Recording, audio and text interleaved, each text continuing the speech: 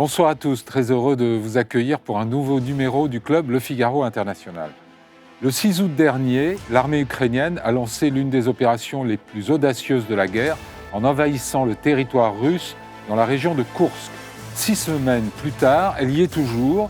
Alors a-t-elle vocation à s'incruster en Russie et dans quel but ? Le débat sur les missiles à longue portée peut-il changer la donne ? L'heure de la diplomatie approche-t-elle entre Kiev et Moscou ? Nous en débattons tout de suite avec mes invités.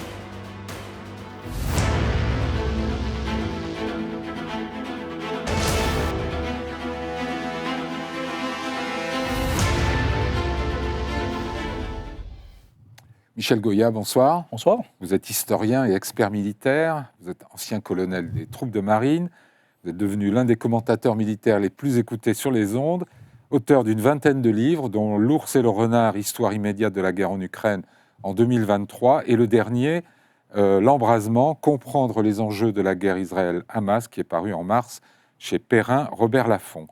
Maxime Lefebvre, bonsoir. Vous êtes diplomate et professeur de relations internationales à l'ESCP Paris. Vous aussi, vous êtes l'auteur de nombreux livres, notamment sur la politique étrangère de la France, de l'Europe, des États-Unis. Votre livre « Le jeu du droit et de la puissance », qui en est à sa 6e édition, est devenu un classique au PUF, aux presses universitaires de France. Et puis vous avez signé début septembre sur le Figaro Vox un article intitulé « La paix en Ukraine, un chemin semé d'embûches ». Et donc on parlera de cet aspect. Isabelle Lasserre, bonsoir. Bonsoir. Vous êtes correspondante diplomatique du Figaro, après avoir été grand reporter dans les Balkans et l'ex-URSS, ainsi que correspondante à Moscou. Vous avez signé une demi-douzaine de livres, dont le dernier s'intitule « Macron-Poutine, les liaisons dangereuses », paru en 2023 aux éditions de l'Observatoire. Patrick Saint-Paul, bonsoir. Bonsoir Philippe. Vous êtes le rédacteur en chef du service international du Figaro, ancien correspondant à Jérusalem, Berlin et Pékin, et vous avez effectué des reportages réguliers en Ukraine depuis le début de la guerre. Alors commençons par cette opération à Koursk. Michel Goya, c'était quand même une surprise, non ? On croyait que les Ukrainiens n'avaient pas assez de troupes, pas assez de munitions, et puis les voilà qui s'aventurent en territoire russe. Alors techniquement, non, c'est pas une surprise. C'était quelque chose qu'on pouvait prévoir. Ça faisait partie des options possibles.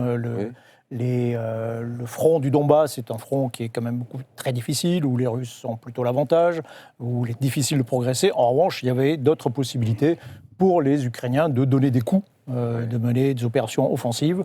Ils l'ont fait dans la mer Noire, par exemple, et la frontière russe était une de ces possibilités, d'autant plus que tout le monde savait qu'elle n'était pas très bien défendue. Donc là, les Ukrainiens ont saisi cette occasion, effectivement, le 6 août, de pénétrer sur le territoire. Mais vous l'aviez prévu, mais il semble que les Russes, eux, ne l'avaient pas prévu. Parce que non, mais ça paraît extraordinaire. En face, il y avait des troupes peu aguerries. Oui, non, mais il y a plein de choses qui ne cessent de m'étonner d'un point de vue strictement militaire dans cette guerre.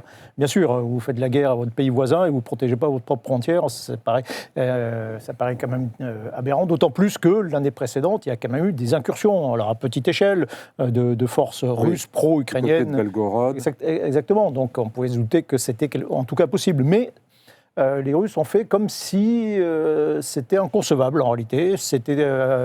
Ils étaient protégés par une sorte de tabou, pénétrer sur le sol russe. D'abord, les Américains n'auraient jamais donné leur feu vert parce que c'était trop dangereux, ça pouvait provoquer trop d'escalade. Et donc, visiblement, les Russes n'ont pas cru un seul instant que les Ukrainiens oseraient une opération, en tout cas une opération de cette importance. D'où la surprise, évidemment.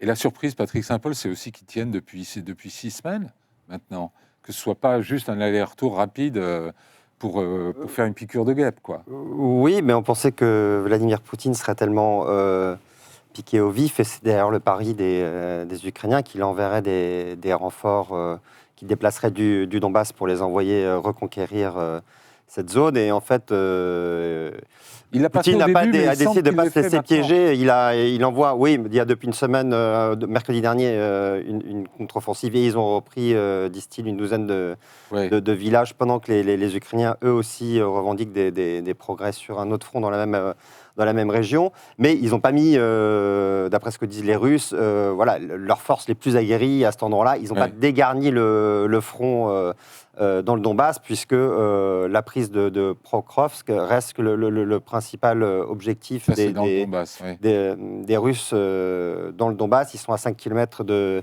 la ville et c'est un nœud ferroviaire, donc c'est très important pour la logistique ukrainienne, et c'est aussi un nœud routier qui permet de conquérir toute la région de Donetsk, qui est un des objectifs de Poutine. Donc il ne s'est pas laissé dévier de l'objectif en envoyant des renforts à Koursk, en faisant le pari que de toute façon les Ukrainiens qui pensaient que ce serait une carte dans la négociation resterait, mais pas ad vitam aeternam. Mais Isabelle Lasserre, est-ce que c'est pas le tabou des tabous, la ligne rouge en fait la plus rouge que d'entrer dans le territoire russe pour les Russes? Est-ce que le simple fait que ce soit, comme vous le disiez, Michel Goya, presque inconcevable pour les Russes, alors, ils l'ont vu comme une garantie que les Ukrainiens n'oseraient jamais le faire? Je crois qu'il y a un côté psychologico-géopolitique, si je peux inventer ce mot, dans la psychologie géopolitique, autour des frontières avec Vladimir Poutine. C'est-à-dire que, et c'est à mon avis une des raisons qui explique pourquoi la frontière n'a pas été défendue, c'est que je pense que dans l'esprit de Poutine, il n'y a pas de frontière, parce qu'il nie le droit d'exister à l'Ukraine et d'avoir sa souveraineté, son indépendance. Donc en fait, c'est le même pays pour Vladimir Poutine. Donc je pense que ça joue aussi dans le fait que les frontières n'ont pas été défendues. Alors non, on a l'impression que les réactions en fait ont été. On avait l'impression qu'ils s'en fichaient au début. Oui. C'est plus le cas depuis une semaine, puisque maintenant les Russes ont massé, enfin selon les sources, entre 40 000 et 100 000 hommes autour de la poche occupée par les Ukrainiens et préparent une contre-offensive. Donc les choses risquent de basculer quand même dans les semaines qui viennent. Sur la question des lignes rouges, vous avez bien entendu raison, c'est-à-dire que la prise d'une partie du territoire russe est censée être une ligne rouge pour Vladimir Poutine. Il en a agité beaucoup, des lignes rouges, Vladimir Poutine, depuis le début de la guerre. Aucune d'entre elles n'a été respectée. Oui. Ni la ligne rouge sur les chars lourds, ni la ligne rouge sur les missiles, ni la ligne rouge sur les avions de chasse, et ni la ligne rouge sur la prise de territoire. Donc en fait, on s'aperçoit que depuis le début de la guerre, toutes les lignes rouges de Vladimir Poutine sont mouvantes et ne sont pas de véritables lignes rouges. Alors la seule qui n'a pas été testée pour l'instant, il y en a deux, on en parlera plus tard, c'est les frappes en profondeur. Oui. Et l'autre, la menace, en fait, la ligne rouge suprême, dont personne ne sait si elle existe vraiment, en fait, c'est la menace nucléaire. Oui. Mais on voit bien que en fait, les lignes rouges n'en sont pas vraiment. Vous avez une explication au décalage entre la rhétorique du Kremlin et ces réactions finalement qui sont généralement dosées, parfois lentes? Oui, parce que je pense que fondamentalement, la Russie ne peut pas se permettre aujourd'hui une confrontation directe avec l'OTAN. Et que toute réaction à une ligne rouge, une supposée ligne rouge franchie, entraînerait du côté de Moscou une réplique. Alors ça pourrait être soit une attaque contre des forces américaines, soit lancer une arme tactique nucléaire, etc. Et là, le conflit prendrait en fait un nouveau départ, enfin changerait vraiment de nature. Et je pense qu'aussi les Russes en ce moment se sentent en position de force. Ils sont en train de grappiller du terrain dans le Donbass. Ils sont en train de préparer l'opération dans Koursk. Je pense que du point de vue du Kremlin, ils pensent qu'ils vont gagner cette guerre. Maxime Lefebvre, vous avez été surpris, vous, par la réaction à Moscou à cette incursion au territoire russe, qui était finalement assez, comme on l'a dit, plutôt lente, plutôt mesurée? Bon, on voit quand même, on a vu tout de suite que Poutine était quand même très alerté quand même. Très vite, il y a eu des images, etc. Oui, mais le temps d'envoyer des troupes, le temps de... Ça a été quand même une mauvaise surprise et la réussite d'un coup ukrainien. Donc c'est quand même pour lui un mauvais point. Mais par contre, la réaction... Mais ça n'a pas été vécu comme une humiliation qui justifiait oui, parce que qu'on y réponde toutes affaires cessantes. C'est pas son intérêt de montrer qu'il est humilié ou qu'il a été surpris ou que les Ukrainiens ont réussi leur coup. Donc la réaction, c'est pour ajouter à ce qui a déjà été dit, c'est qu'il a considéré que c'était une opération antiterroriste. Il a dit que c'était le FSB qui devait être en charge de la récupération des territoires. Donc quelque part, c'est lié un peu à l'idée qu'effectivement, c'est des terroristes, des bandits ukrainiens qui ont fait ça. On se demande jusqu'à quel point il est bien informé ou non, mais instantanément. Il y a une autre explication, c'est qu'au mois d'août, pour la première fois, Vladimir Poutine a dit que sa priorité numéro 1, c'était la conquête du Donbass. Donc il a établi une priorité militaire. Donc Koursk, il s'en occupe, sous-entendu, il s'en occupe après. Ce qu'on peut penser, c'est qu'il n'a pas considéré qu'il y avait une menace, que la menace était suffisamment forte pour aller, par exemple, jusqu'à la conquête de Koursk. Donc, du coup, il s'est dit, ok, ils ont pris quelques villages, ils ont pris un petit morceau, 1000 km², on va prendre notre temps pour réduire ça. Ouais. C'est une opération antiterroriste. Ne nous divertissons pas de l'objectif principal dans le Donbass. Et puis ça s'est accompagné d'une rhétorique, à la fois bien distinguer les deux théâtres. Et puis aussi, il a quand même un peu fait monter le ton sur le nucléaire en disant aux Occidentaux... attention, etc. Ça ponctue chaque épisode presque. Oui, mais là, il en a rajouté une couche. Michel Goya, vous faites la même analyse ou... Oui, alors c'est un des objectifs de cette opération ukrainienne, c'était aussi de tester les réactions russes. Et c'était aussi de montrer finalement aux pays occidentaux plutôt frileux que, en réalité, ça n'allait pas forcément déclencher. En utilisant pour l'opération en mettant tout le monde devant le fait accompli. Il y a les chars britanniques, des chars allemands qui sont désormais sur le sol russe. S'ils avaient demandé l'autorisation à l'Allemagne avant, je pense qu'ils ne l'auraient jamais eu. Là, ils ont mis tout le monde devant le fait accompli et ils ont dit, écoutez, regardez, il ne se passe rien d'extraordinaire. C'est pas l'apocalypse, c'est pas la guerre nucléaire. Donc votre frilosité, votre timidité, en réalité, n'était pas forcément fondée. Maintenant, oui, pour revenir à cette question toujours de la réaction russe, et je reviens sur ce que disait Isabelle, en fait, il n'y a pas vraiment de ligne rouge. Une ligne rouge, c'est quelque chose de concret. Vous faites ça, nous faisons ça, très précisément. En Syrie, ça, vous utilisez l'arme chimique, nous vous frappons dans la foulée, vous avez une frappe aérienne, ce qui a été fait en 2018. Donc c'est ça une ligne rouge. Les Américains, sur le sujet du nucléaire, ont pour le coup mis une ligne rouge. Quand ça a été évoqué vraiment sérieusement à l'automne dernier de la part des Russes, l'emploi éventuellement d'armes nucléaires, à une époque où ils étaient vraiment en difficulté, les Américains ont fait savoir que l'emploi d'une seule arme nucléaire déclencherait automatiquement une opération conventionnelle américaine, une série de frappes, notamment sur leurs forces en Ukraine. Ça, c'est une vraie ligne rouge. Côté russe, il n'y en a pas, ça reste très flou. Attention, c'est très grave. Il joue avec des lignes floues, quoi. C'est des lignes floues, c'est-à-dire dire oula, nous on n'aime pas ça, ce sera très grave, etc. C'est pas une ligne rouge, ça. C'est rien du tout. C'est au contraire, on mouline dans le vent et c'est plus. Est-ce que c'est pas presque plus inquiétant et plus ambigu sur le plan stratégique? Parce que les Européens, justement, et les Occidentaux et les Américains ne savent pas trop à quoi s'en tenir. Oui, mais ce sont ces Européens, les Occidentaux eux-mêmes qui ont fantasmé, qui fantasment en réalité sur les réactions russes. Les marges de manœuvre russes... Donc pour vous, il ne faut pas en tenir compte de ces... Non, mais c'est qu'en réalité, concrètement, les marges de manœuvre russes sont assez limitées. Qu'est-ce qu'ils peuvent faire concrètement ?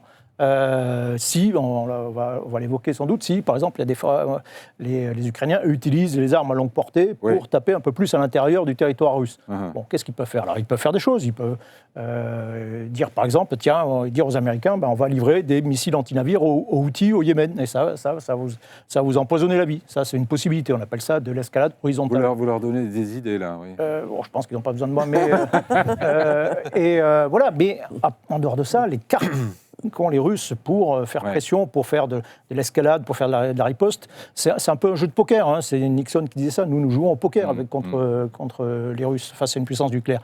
Ils n'ont pas beaucoup de cartes en main. Et cette opération, du point de vue politique, a montré un petit peu que la Russie, alors le roi n'est pas nu, et il a une force militaire conventionnelle encore suffisamment puissante pour arrêter cette opération. Et c'est sans doute aussi pour ça que les Russes ne vont pas plus loin, parce qu'ils savent que de toute façon, ils ont les moyens d'arrêter cette opération ukrainienne et de continuer l'opération principale dans le Donbass. Donc c'est pas forcément très inquiétant. C'est pas suffisamment inquiétant, en tout cas.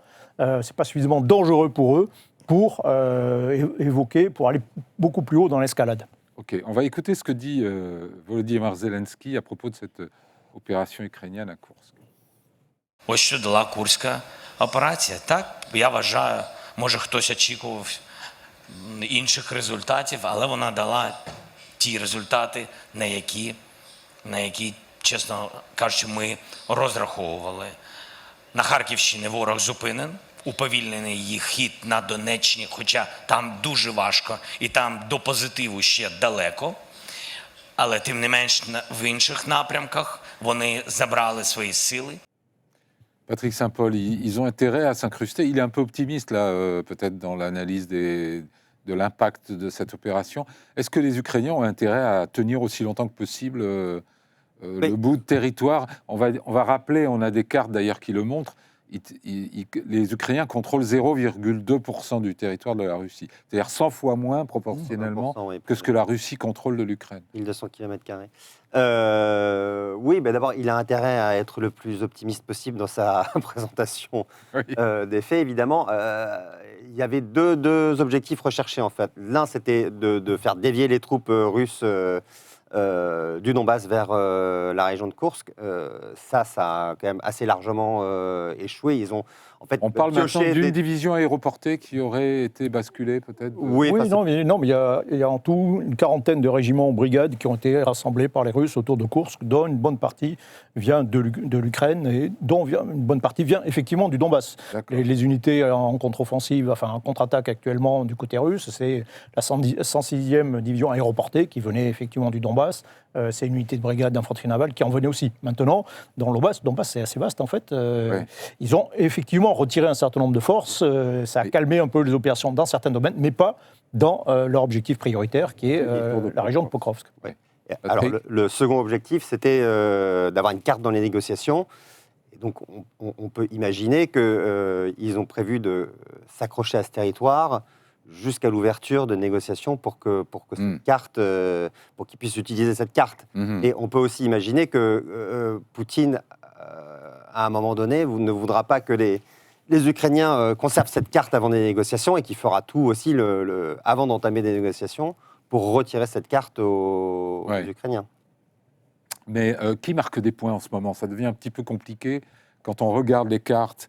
Alors effectivement, celle du Donbass, là c'est celle de la région de Koursk, où on voyait le rouge étant ce que les Russes ont commencé à regagner sur le territoire conquis par les Ukrainiens.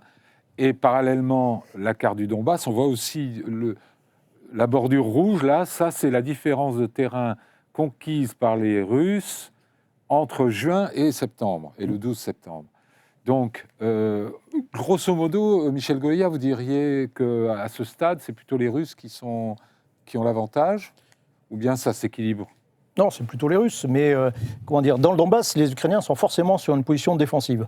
Mais on ne gagne pas une guerre en restant sur la défensive, en parant les coups, quoi. Il faut en donner aussi. Et donc, on peut pas, il est très difficile de monter des opérations offensives dans le Donbass, parce que c'est des régions fortifiées, c'est dense, face à une artillerie russe qui est extrêmement puissante. Donc, ils ont décidé de mener des opérations offensives ailleurs. Bon, donc, ils ont gagné des points. C'est l'opération à Koursk qui est pour l'instant qui est réussie, qui a permis d'obtenir un certain nombre de points stratégiques, mais pour le coup, la tendance générale est toujours en faveur des Russes. Voilà, maintenant, on va voir ce qui va se passer. Les choses peuvent changer. Je rappelle qu'à l'été 2022, après la prise toujours dans le Donbass, de Severodonetsk et de Lysychansk, qui étaient deux des villes objectifs, là, tout le monde se demandait, les Ukrainiens étaient dans une position difficile, on ne voit pas très bien comment ils pouvaient arrêter les Russes, et puis tout s'est arrêté. Et les Russes ont finalement été épuisés par leur effort, et puis finalement, la tendance s'est inversée à ce moment-là. Et là, ce qui se passe à Pokrovsk, c'est crucial. La prise de Pokrovsk, ça voudrait dire important. Quoi? Oui. C'est important. Alors, ce qui se passe actuellement, très concrètement, c'est que les Russes ne progressent plus vers Pokrovsk, mais utilisent un petit peu leur position avancée pour avancer latéralement, vers le sud, vers le nord. Ils élargissent un peu leur position, et il y a des positions ukrainiennes qui sont, pour le coup, en difficulté, menacées d'encerclement, et qui seront peut-être obligées de se replier. Donc, il y aura tout un pan du front ukrainien qui va certainement tomber. Mais par la suite, s'ils continuent leur offensive vers Pokrovsk, c'est important. C'est une des trois villes objectifs. Il y a Pokrovsk, Kramatorsk et Sloviansk qui sont plus au nord. Si les Russes s'emparent de ces 3 villes, ils pourront dire, voilà, ça y est, le Donbass est conquis complètement. Donc, nous avons atteint au moins un objectif stratégique. Le Donbass a été annexé, enfin, ces oblasts ont été annexés avant d'être conquis complètement, donc c'est clairement un objectif important. Du côté russe, c'est une forme de guerre de libération, en réalité. Les 2 provinces du Donbass, de Luhansk et de Donetsk, plus les provinces de Zaporijia et de Kherson, sont censées être désormais des terres russes. Donc, du côté de Zaporijia et Kherson, ça va être compliqué de progresser, mais en revanche, ils peuvent dire, voilà, le Donbass complètement est désormais libéré, entre guillemets. Bon, on n'y est pas encore. Mais on en est même très loin, en réalité. Hein. Ouais. Alors Isabelle, venons-en à l'autre aspect, cette question des missiles longue portée et de l'autorisation recherchée par les Ukrainiens auprès des Occidentaux de pouvoir viser des cibles en profondeur en Russie. Est-ce que ça, c'est stratégiquement très important pour eux ? Oui, c'est très important. Mais, plus le temps passera, moins ça deviendra important, puisque les Russes commencent à bouger en fait leurs installations. À les reculer à les reculer pour les mettre en anticipant, hors de portée. Mais bien évidemment, c'est important, parce que là, en fait, on n'autorise pas les Ukrainiens de frapper les bases en fait qui frappent l'Ukraine et qui lancent les opérations contre l'Ukraine. C'est l'argument des Ukrainiens, c'est de dire on veut frapper les bases d'où partent les bombardiers, par exemple, et d'où partent les missiles. Oui, c'est ça. Les stocks de munitions, Oui, c'est ça. Ouais. Les aéroports militaires, etc. Alors les Anglais sont pour, les Français sont pour aussi. Mais les Allemands sont contre et les Américains sont contre, sachant que la clé, comme souvent dans cette guerre, c'est la clé américaine. Oui. Alors, pourquoi... Mais ils sont contre, en même temps, il y a quand même eu des discussions sur le choix des cibles. Elles ne sont pas terminées, puisque en fait, les discussions ont été provisoirement refermées il y a 3 jours par l'administration américaine qui a dit non, mais elles vont se repoursuivre la semaine prochaine en marge de l'Assemblée générale des Nations Unies, où Volodymyr Zelensky va sans doute encore redemander le feu vert américain. Depuis le début, on s'aperçoit que là aussi c'est une question de lignes rouges, mais là des lignes rouges que s'imposent les Occidentaux, et notamment les Américains, que ces fameuses lignes rouges aussi, eh bien elles sautent en fait, parce que depuis le début de la guerre, les Américains disent non, ils ont dit non aux chars lourds, ils ont dit non aux avions, puis finalement ils finissent toujours par dire oui. Mais ils disent oui tellement en retard que le différentiel en fait de militaire, enfin notamment en termes d'hommes et de matériel, en même temps, s'aggrave, parce que en fait du côté russe, les alliés de la Russie en fait disent oui beaucoup plus rapidement que les alliés de l'Ukraine, c'est-à-dire Corée du Nord, Iran et Chine. C'est une discussion, 1 heure, et pof, on a la Russie. Oui, c'est intéressant cet aspect-là, Maxime Lefebvre, le fait que les Occidentaux, les Américains, les Européens réfléchissent un petit peu plus longtemps avant de donner leur feu vert, quitte à parfois peut-être rater le coche, mais tout de même, ce sont des décisions politiques graves. Oui, justement, parce que c'est des décisions politiques graves, c'est normal qu'il y ait des concertations, qu'on réfléchisse, qu'on dise pas tout de suite qu'on va... je pense qu'il y a un petit côté aussi dans cette guerre.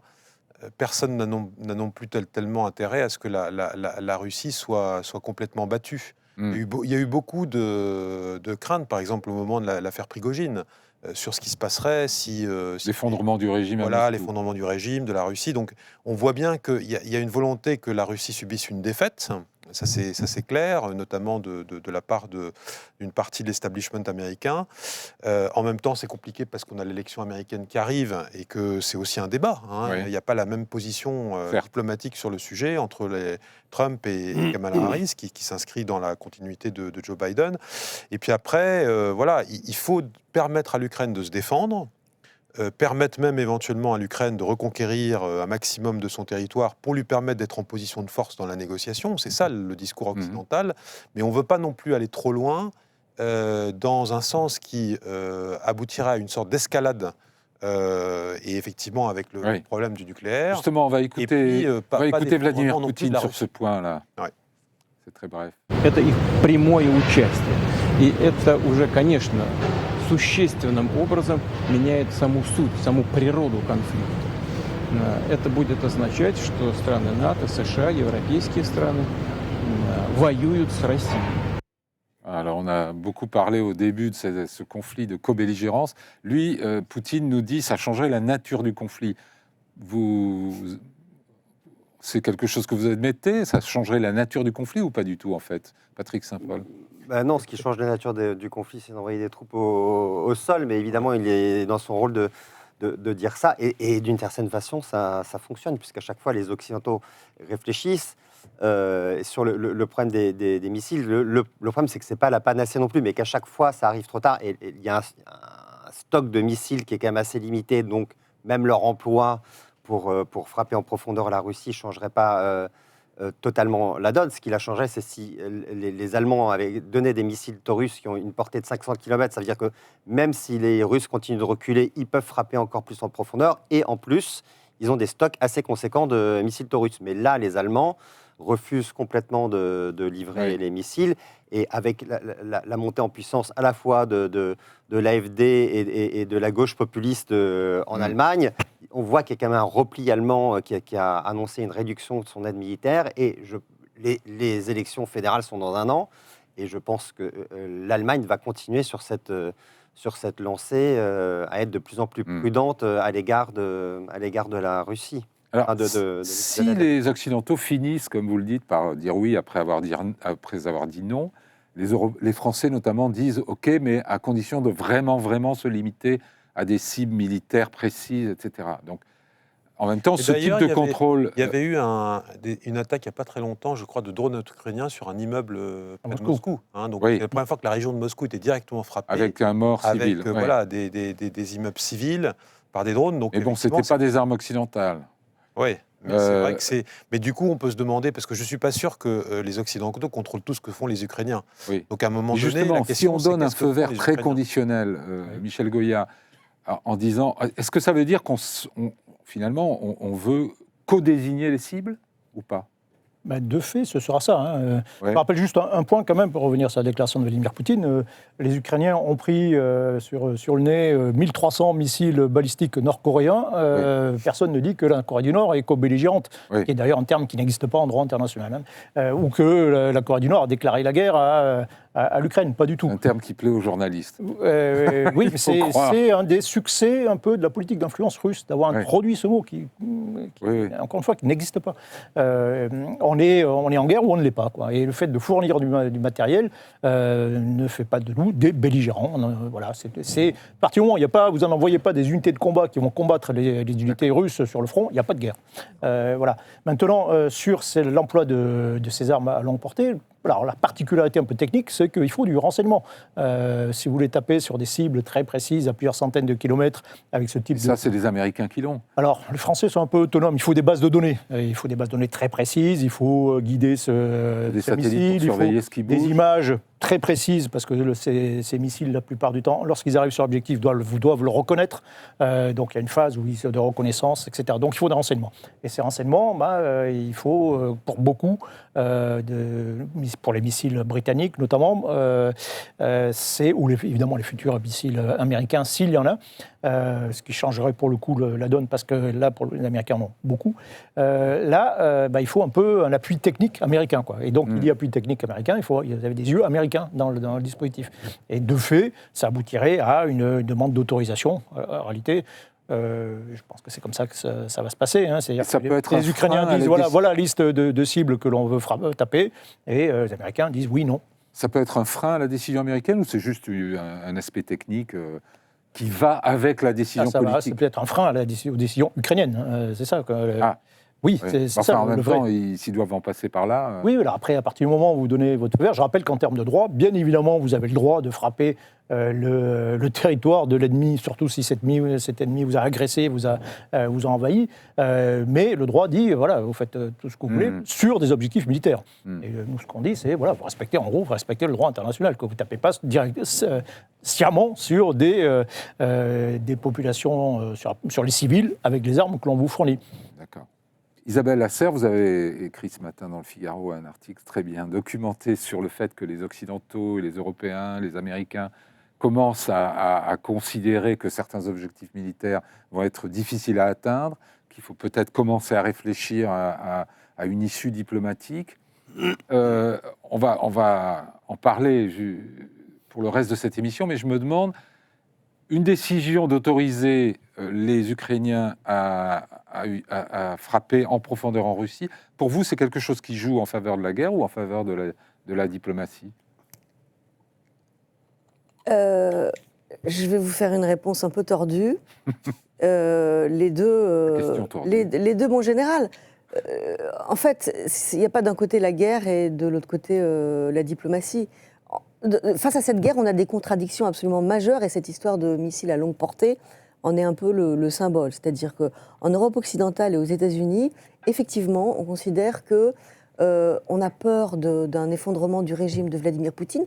Ce n'était d'ailleurs absolument pas différent à la fin des heures de l'URSS où les pouvoirs occidentaux avaient une trouille bleue d'un effondrement du régime et d'un effondrement de l'URSS. Et on espère en fait une solution diplomatique qui pourrait être en fait permettre aux deux parties de revendiquer une victoire. Ça pourrait être par exemple un échange de territoire côté ukrainien contre des garanties de sécurité très solides pour l'Ukraine, par exemple, entrer dans l'OTAN, ce qui pour l'instant est de la science-fiction, puisque les Américains bloquent pour l'instant. Quand on va en Europe de l'Est, et que quand on connaît aussi, qu'on suit la Russie ou l'Union soviétique depuis 20 ans, on voit les choses autrement. C'est-à-dire qu'on peut aussi, l'analyse, c'est aussi de dire que, en fait, tant que ce régime sera au pouvoir, tant que Vladimir Poutine sera au pouvoir, eh ben, la paix est absolument hors de portée, parce que s'il peut revendiquer une victoire, il continuera après avec la Géorgie, avec la Biélorussie qui sera annexée, avec la Moldavie, etc. Et donc tous ceux qui connaissent très bien la Russie disent au contraire, il faut une vraie défaite de Vladimir Poutine, un effondrement du régime, qu'il ne faut pas craindre. Donc vous voyez, il y a en fait les deux analyses sur cette fin de la guerre qui arrivera un jour, et les Ukrainiens sont plutôt analysent l'histoire ils sont partisans de la deuxième analyse, mais en même temps ils sont tirés vers la première à cause de la réalité qui aujourd'hui joue en leur défaveur, mais qui peut-être dans un mois ne sera plus en leur défaveur, parce qu'ils auront des missiles à longue portée, qu'ils auront réussi à shooter tous les aéroports militaires et à ne plus avoir d'avions qui les bombardent. Oui, mais enfin ça serait un peu la solution miracle. Vous savez, la guerre, elle fait des allers-retours, c'est une guerre longue, et il faut se garder d'être trop optimiste comme on l'était l'année dernière, et trop pessimiste comme on l'est aujourd'hui, hein. Tout en étant conscient qu'il y a des tendances qui sont défavorables pour l'instant aux Ukrainiens. Mais vous savez, quand l'Union soviétique s'est effondrée, personne n'aurait parié sur son effondrement un mois plus tôt. C'est-à-dire que c'est comme un espèce de soufflet qui s'est effondré, notamment pour des raisons économiques. Ce que nous a dit Vladimir Karamurza dans une interview au Figaro, 1917-1991. Voilà. Le régime s'est effondré en 3 jours, et ça viendra un de ces jours. Oui, alors est-ce que ça va être la semaine prochaine ou dans 10 ans ? Voilà. C'est la question. Alors justement, Maxime Lefebvre, vous, dans votre papier où vous essayez d'examiner quel pourrait être le chemin vers une issue négociée, le facteur Poutine est un des 3 obstacles principaux. Alors il y a quoi ? Il y a la question territoriale, les garanties de sécurité et Poutine. Expliquez-nous. Oui, la première chose, c'est effectivement, est-ce qu'on peut tout simplement faire un cessez-le-feu ? C'est-à-dire effectivement arrêter les combats, avoir un... Alors il faut dire qu'il y a eu des discussions au Qatar là, ces derniers temps, qui avaient pour objectif d'essayer de négocier un cessez-le-feu, notamment pour sortir les infrastructures énergétiques de part et d'autre des cibles admises. Puis ça a capoté, notamment à cause de l'offensive à Koursk. Bon, visiblement, il y a des contacts. Alors moi, je ne sais pas tout sur les contacts qui existent, par quels canaux, etc. Bon, on a appris effectivement qu'il y avait des contacts directs par l'entremise du Qatar. De toute façon, il y a eu des contacts, par exemple, pour la libération de prisonniers. On voit bien qu'il y a des contacts qui se passent, il y a des contacts entre Américains et Russes, etc. Ouais. Et puis après, effectivement, la question, c'est est-ce qu'on peut aller un peu plus loin ? Il y a ce sommet qui a eu lieu donc, en Suisse, où on a commencé à parler de paix, mais où les Russes sont pas présents. Voilà. Mais ce qui était quand même une leçon de ce sommet dont on avait déjà dit qu'il ne sortirait rien, c'est quand même de dire qu'à la fin, il faut quand même parler avec les Russes. Donc du coup, on s'est dit, on peut peut-être se retrouver cette fois avec les Russes. Et là, évidemment, ça pourrait se faire au mois de novembre. Et je pense que ça va coïncider avec une échéance importante, qui est le sommet du G20, qui va avoir lieu après l'élection américaine.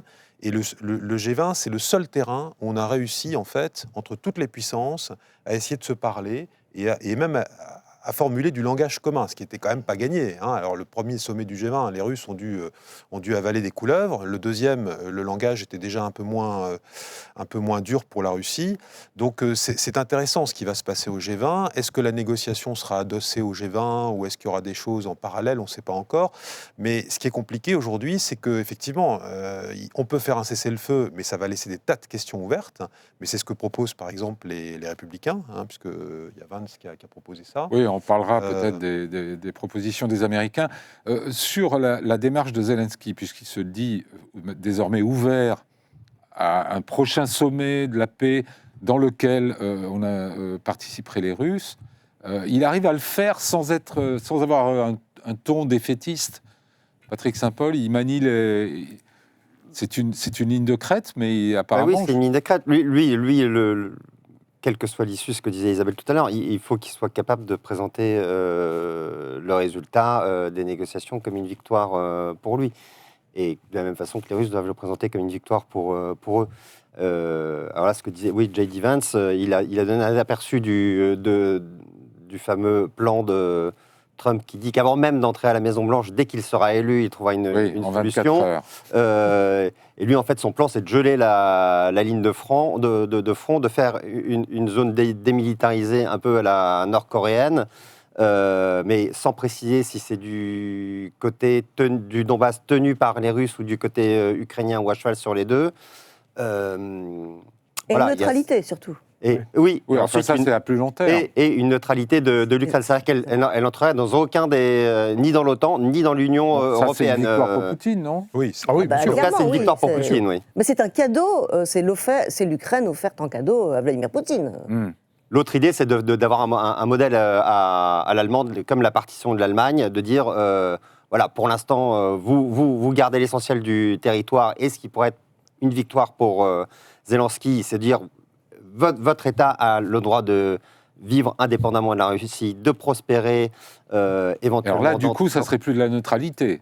Là, parce qu'un modèle RDA-RFA, ça veut dire que la partie libre, entre guillemets, de l'Ukraine peut entrer à l'OTAN, peut entrer dans l'UE. Et ça veut dire que Zelensky peut dire aux Ukrainiens que le jour où le régime Poutine s'effondre, ou le jour où quelque chose change en Russie, il peut récupérer la partie occupée par les Russes et la réintégrer. Le problème, c'est est-ce que les Russes auraient un intérêt à faire un cessez-le-feu si la partie occidentale de l'Ukraine rentre dans l'OTAN ?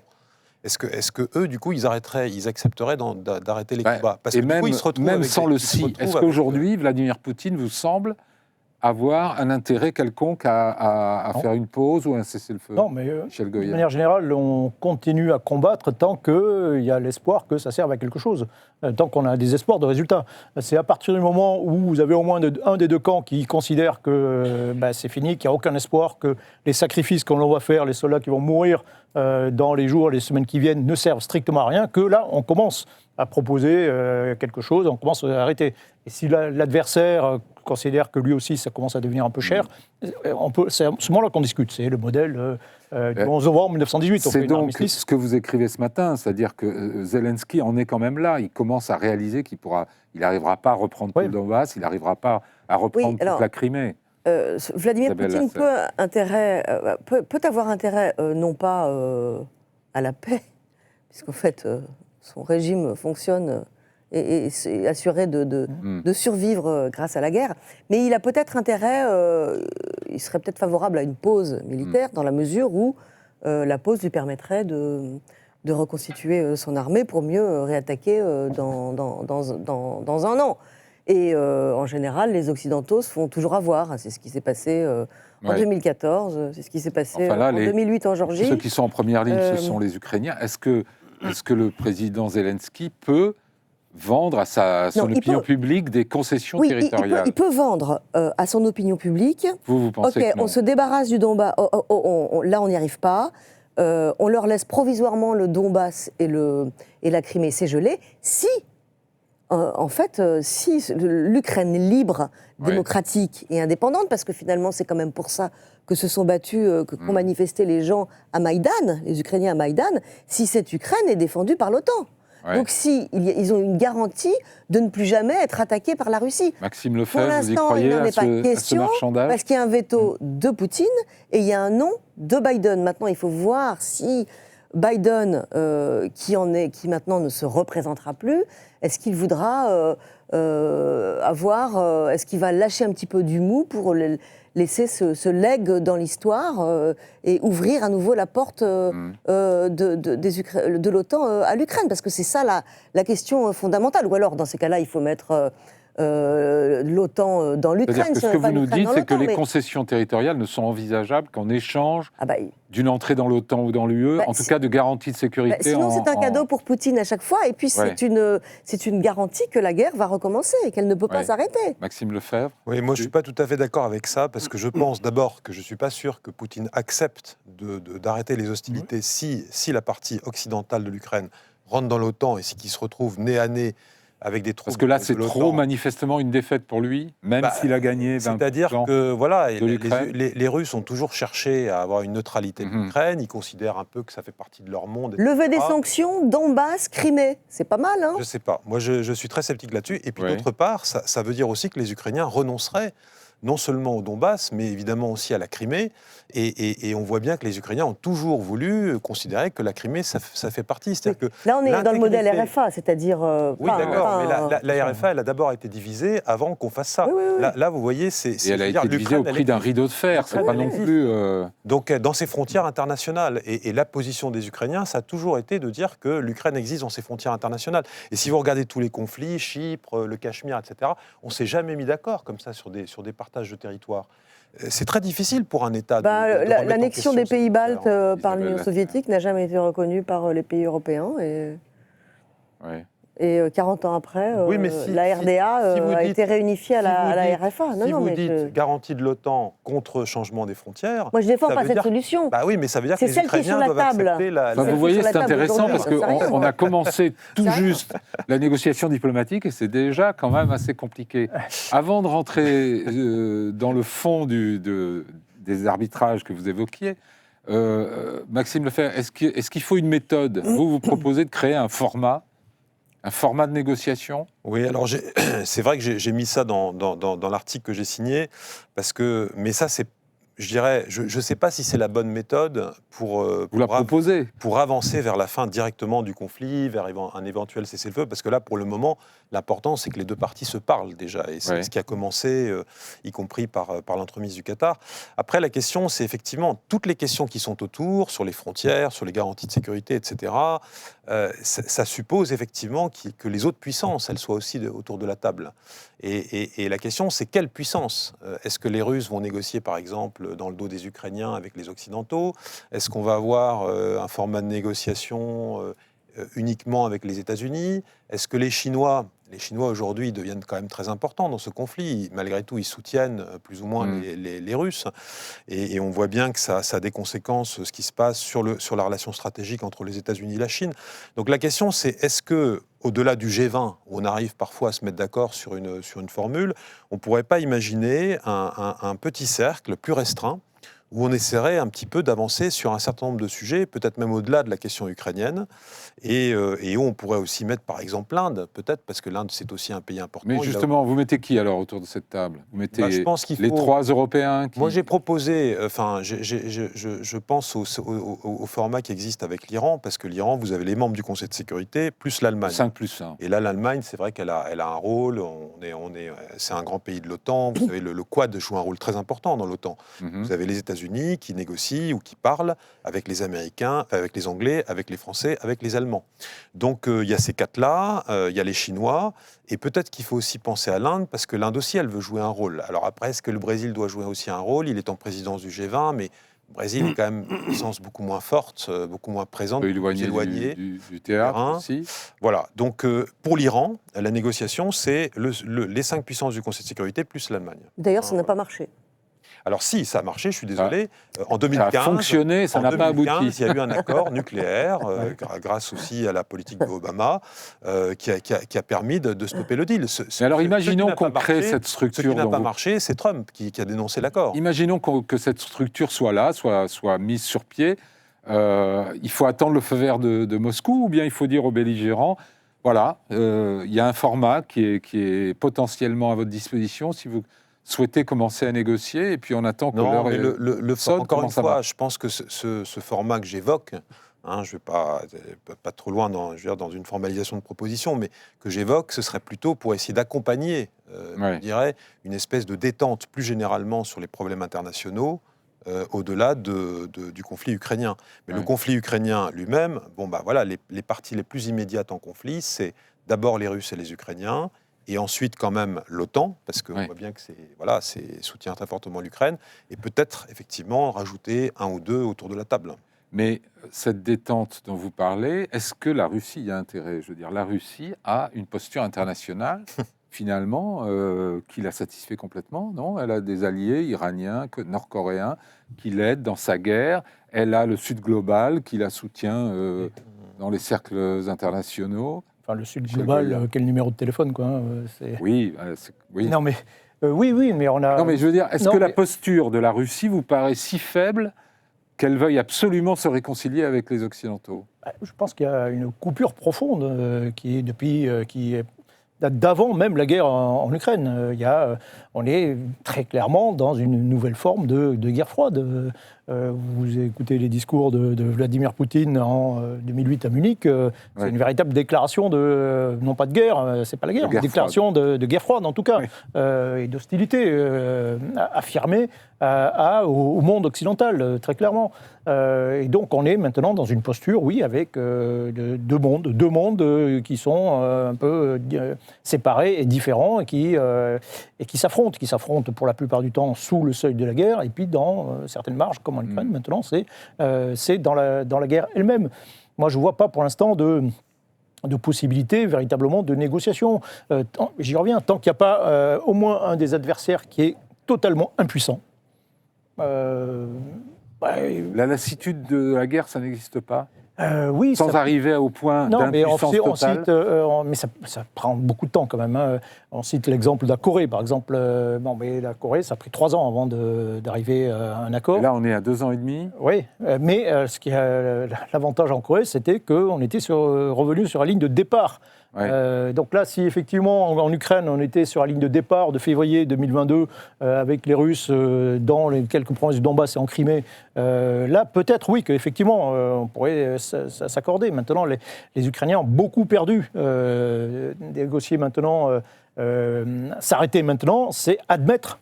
Admettre, de fait, c'est admettre une défaite relative, et admettre une amputation du territoire qui est quand même très, très conséquente.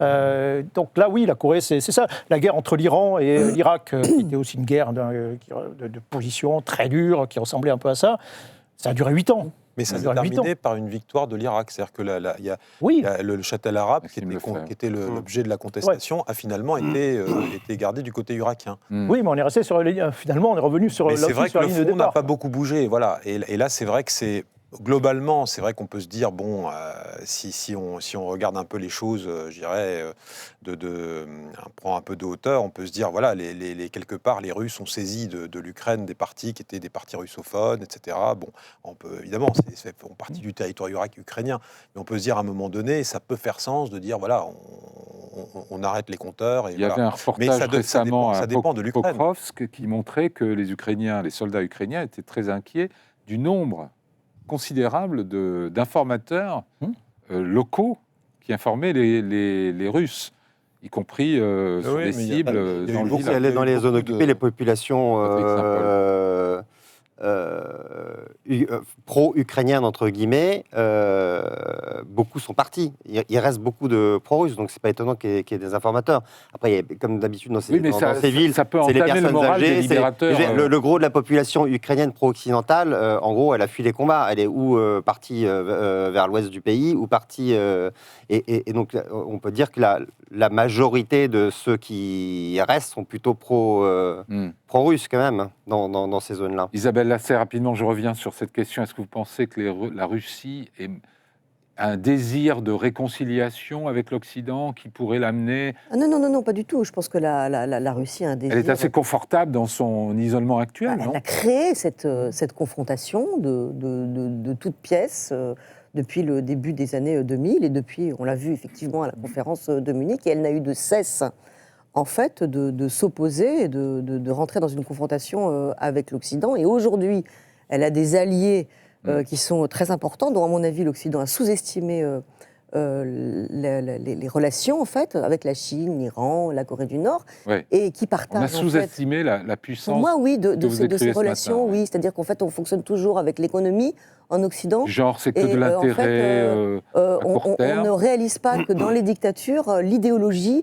a un poids beaucoup plus important que chez nous, parce qu'il n'y a pas d'idéologie chez nous. Ouais. Donc, en fait, ces puissances font la guerre contre l'Occident, alors qu'il n'y a pas une guerre directe pour l'instant, hein, sauf en Ukraine, et avec un objectif de déconstruire l'ordre international et d'en reconstruire un qui soit davantage favorable à leurs intérêts et à leur mode de vie, avec pas de démocratie, les droits de l'homme, ils s'en fichent, et ils considèrent que l'ordre international post-Seconde Guerre mondiale, qui a été construit par les États-Unis, n'a pour l'instant servi que les intérêts des Américains. Ils veulent changer ça. Il nous reste moins d'une minute. Ils sont de plus en plus puissants comme ça. Il nous reste moins d'une minute, donc je finis toujours par un petit quiz, une question rapide.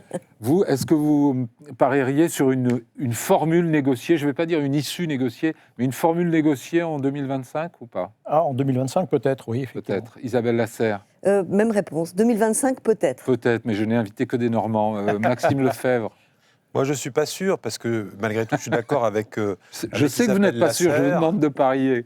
Oui, alors moi, je ne parierais pas forcément, effectivement, sur un arrêt. Encore la guerre en 2025 à cause justement de Poutine. Je pense qu'on peut avoir les deux, d'ailleurs, une formule négociée et la guerre qui continue. Oui, Patrick Saint-Paul. Oui, non, moi, je ne parierais pas dessus, mais je serais les Russes, je ne parierais pas trop sur la Chine non plus, parce qu'il y a une chose que les Russes, dans le partenariat stratégique, la Chine considère la Russie comme un vassal et elle usera de ce pouvoir sur la Russie. Ce n'est pas une relation égalitaire. Merci beaucoup à tous les quatre pour ces éclairages passionnants. Merci à vous de nous avoir suivis. Je vous donne rendez-vous la semaine prochaine. Très bonne semaine à tous.